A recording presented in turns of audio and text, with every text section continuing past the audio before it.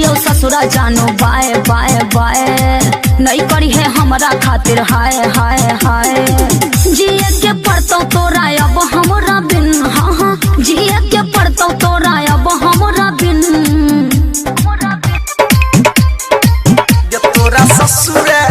में हाँ तोरा ससुरा में जाके जानो कि न मकान हम ओ जा चले वो पेला पेली के दुकान। तारा बहिनी के बूढ़ी में पकौड़ी पेलो तू पेला पेली के दुकान खोल चाहे चौदा चौधी के दुकान खोल चाहे ठोका ठोकी दुकान खोल और दुकान पर अपना बहिन के बैठाओ आ सबसे पहिलका टिप नू हम मारे सरवा के पेलते पेलते नू मर जाए भाई लोग इस सरवा से सिंगर ना भाई लोग इस सरवा से सिंगर बावे हमार बारू खारन सिंगर बावे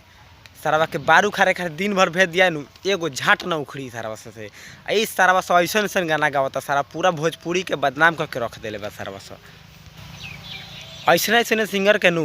मन करे लेकिन माई के बूढ़ी में नू हाथ घुसा के मर जाऊ साला। खेले भतारो खेला से जिया पोठेला खेली पेला पेली पेली पेला पेली पेली भाई लोग तनी ना भाई लोग तनी सुना है करा कि भौजी कहती है कि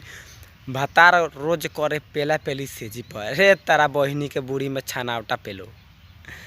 जब तोरा के भतार ले जाई तोरा सामान के आथी उतारी आ कि सरवा पेल के वही दिन मर जाई।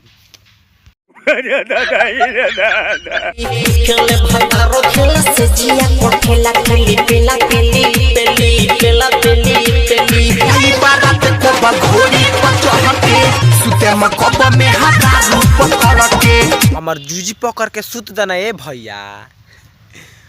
कुली शौक पूरा तो बस भाई लोग आज के वक्त यहीं भी समाप्त करते हैं। अगर वीडियो अच्छा लगा होगा तो वीडियो को लाइक कीजिएगा, चैनल को सब्सक्राइब कीजिएगा और बेल आइकन को ऑल में प्रेस कर लीजिएगा ताकि हम अगले बकचोदी में मिल सके। तो ओके, गुड बाय।